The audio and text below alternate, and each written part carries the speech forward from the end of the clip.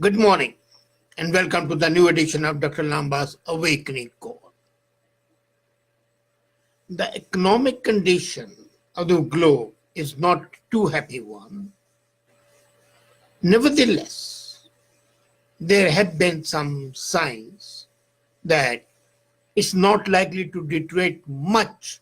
Of course, this year is going to be tough. But looking at the globalization concept and the need to have a multilateral agency to aid, assist, and guide the monetary policies, we did need at one time the financial institutions who could be beneficial to the developing and the underdeveloped countries. We normally say that flag follows the trade, but here was the other way around. The flag of the allies, USA and England, was successful, and now they wanted to dominate the world economically. So, in 1944, near the end of the Second World War, a meeting took place normally called Bretton Woods Conference. And in this conference, UN Monetary and Financial Conference, that was the official name, they decided to establish post-World War II institutions. One was the World Bank and the other was International Monetary Fund. The purpose was to ensure the existence of an international economic system apparently geared to aid, assist, and promote the economic development through the world, but in fact, to ensure the economic domination of the victors. And the result was that the two conquerors, USA and England, UK, divided the spoils. So USA inherited a right to have the chairman, the president of the World Bank, while the IMF was given to Europe. And Europe essentially meant at that time England. The countries were represented there, different countries, all their lives, about 40 countries. But the most powerful one were, as I said earlier, USA and UK. And they dominated the negotiations. The intention behind the founding of the World Bank was to provide temporary loans to low-income countries which were unable to obtain loans commercially. But they not only gave the loans, they demanded policy reforms. And do you know, the first country to get the loan from the World Bank was none other than France.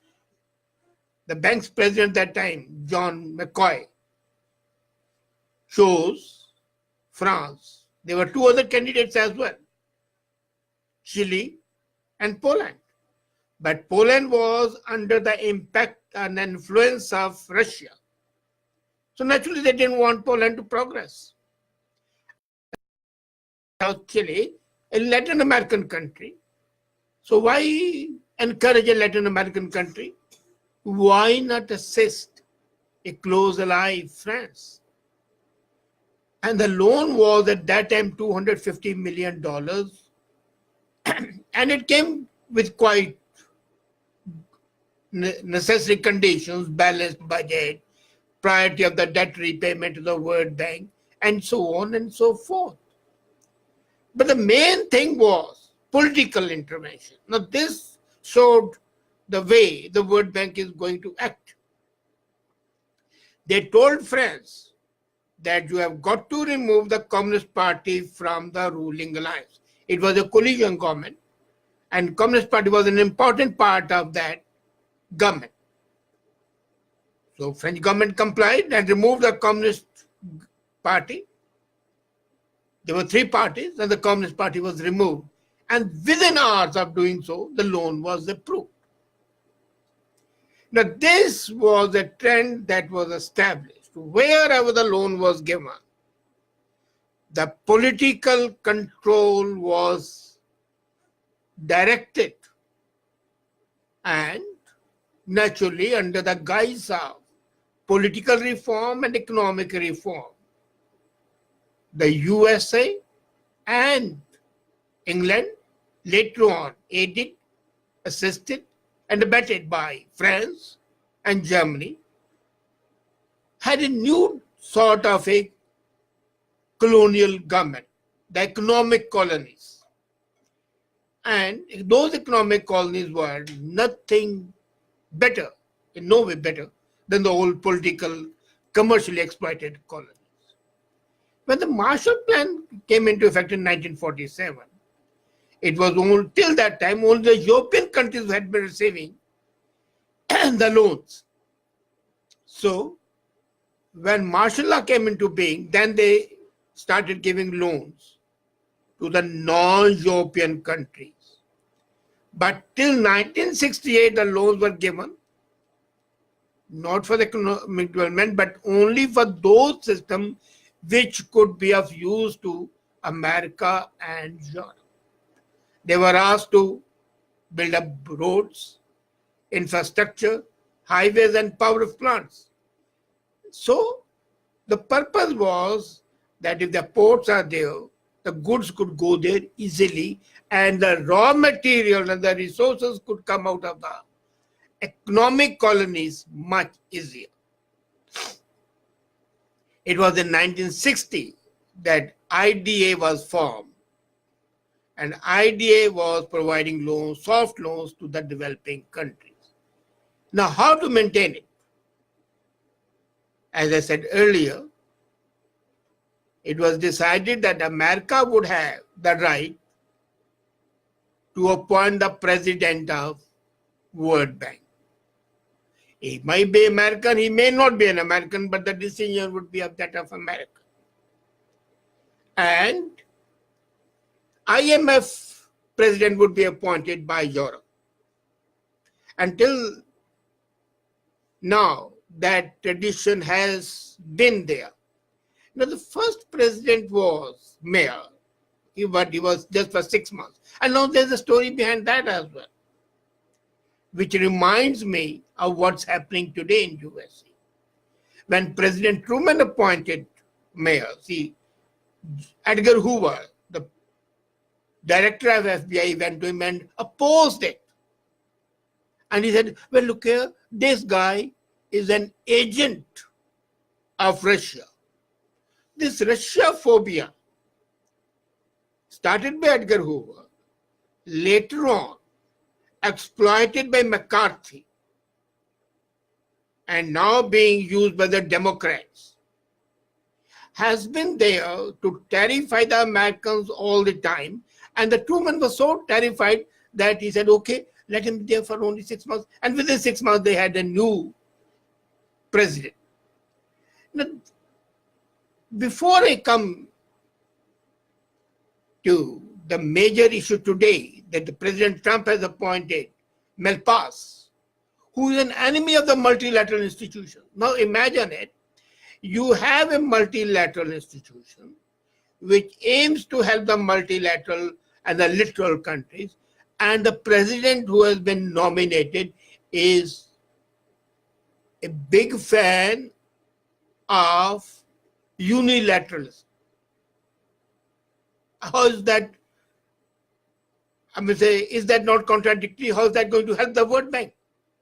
Now, this cozy arrangement of appointing the president had some justification at the end of the Second World War, because Europe and USA accounted for the bulk of economic output and decolonization was a thing of the future. But now it's an anachronism. Imagine, the second largest economy in the world today is China. The fifth largest economy in the world today is India. The third largest economy today is Japan. So after USA, Europe is nowhere in the picture. And yet, Europe controls IMF.